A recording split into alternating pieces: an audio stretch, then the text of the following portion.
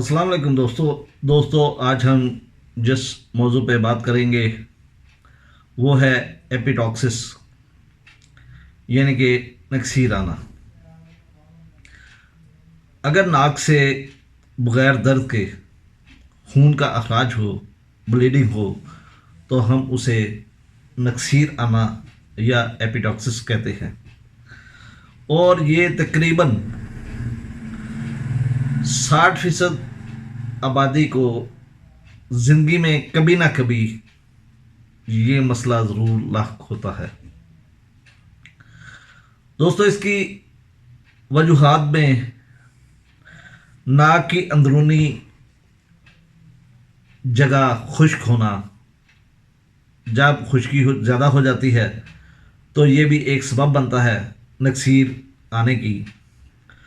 और कई लोगों को ऐसी आदत होती है कि वो उंगली से नाक को अंदर से खुरचते रहते हैं, साफ करते रहते हैं नाक, और उसकी वजह से भी ब्लीडिंग हो जाती है। दौराने हमल अक्सर औरतों को ये मसला लाहक होता है। नाक में बाज़ दफ़ा छोटी छोटी रसोलियाँ बन जाती हैं और ये भी नक्सीर आने का सबब बनती हैं। चोट लगना, अगर नाक पर किसी वजह से चोट लग जाए तो उसकी वजह से भी नाक से ब्लीडिंग शुरू हो जाती है। या बाज़ दफ़ा अगर मरीज़ हाई ब्लड प्रेशर का शिकार हो तो फिर भी नक्सीर आ जाती है। अगर खून की खराबी हो, और ऐसी खराबी जिसमें खून में प्लेटलेट्स कम हो जाते हैं, यानी कि खून में जमने की सलाहियत ख़त्म हो जाती है, फिर भी नाक से ब्लीडिंग हो सकती है, नक्सीर हो जाती है। दोस्तों, ये वजूहात थी कि जो नाक में ब्लीडिंग आने की या नक्सीर पैदा होने की। अब हम देखते हैं कि इसका होम्योपैथी में कोई इलाज है और कौन कौन सी अद्वियात इसमें इस्तेमाल होती हैं। तो सबसे मशहूर दुआ, सबसे पहली फेरमफास। फेरमफास छोटे बच्चों की नक्सीर में ज़बरदस्त काम करती है। खून इसका बिल्कुल फ्रेश ब्लड होता है और चमकदार सुर्ख होता है, और ये ख़ास तौर पर बच्चों की नक्सीर में अच्छा काम करती है। इसके बाद किलकिरिया फास है। किलकिरिया फास भी खून की जमने की सलाहियत को बढ़ाती है। इस हवाले से अगर देखा जाए तो अगर आप किलकिरिया फास का इस्तेमाल करेंगे तो वहाँ पर भी आपको नक्सीर में फ़ायदा मिलेगा। ब्रायोनिया में भी आप जानते हैं कि खुश्की बहुत ज़्यादा होती है, और ये आर्ज़ा खुश्की की वजह से पैदा होता है। नाक अंदर से बिल्कुल ड्राई होता है और इसमें खून जारी हो जाता है। और ख़ुसूसन औरतों में अगर उनकी ब्लीडिंग ना हो रही हो, मेंसेस ना हो रहे हों, तो उसकी वजह से भी ये नक्सीर जारी हो जाती है।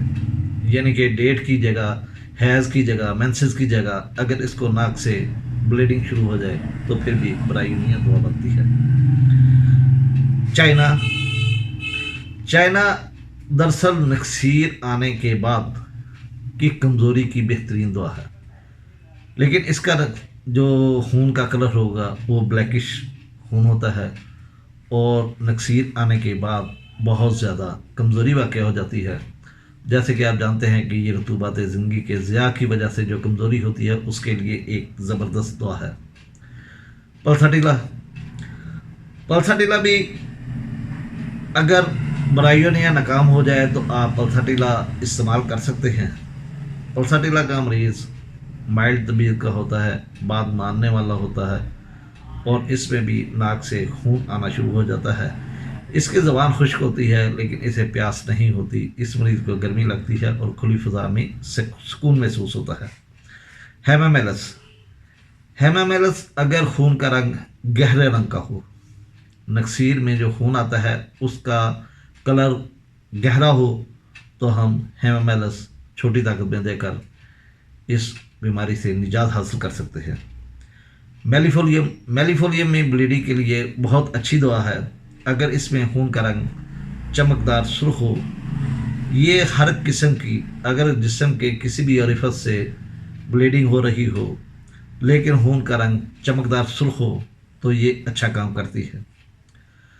दोस्तों, पहले आपको बता चुका हूँ कि बाज़ दफ़ा नाक पर चोट लगने की वजह से भी नक्सीर शुरू हो जाती है। अगर ऐसी सूरत हो तो फिर आर्निका का इस्तेमाल किया जा सकता है और छोटी ताकत में आप उसे बार बार रिपीट करें तो ये ज़्यादा बेहतर रिजल्ट देगी। इसके बाद आर्सेनिक है। आर्सेनिक में भी नक्सीर आती है लेकिन खून गहरे रंग का होता है और इसमें कमज़ोरी बहुत ज़्यादा होती है। मरीज़ को सर्दी लगती है और इसे गर्माइश से सुकून मिलता है। और अगर आप चाइना में भी बहुत ज़्यादा कमज़ोरी होती है और आर्सेनिक में भी बहुत ज़्यादा कमज़ोरी होती है। लेकिन अगर मरीज़ को सर्दी ज़्यादा लगती हो और वीकनेस हो, बेचैनी हो तो फिर आर्सेनिक देंगे, वरना आप चाइना का इस्तेमाल करेंगे।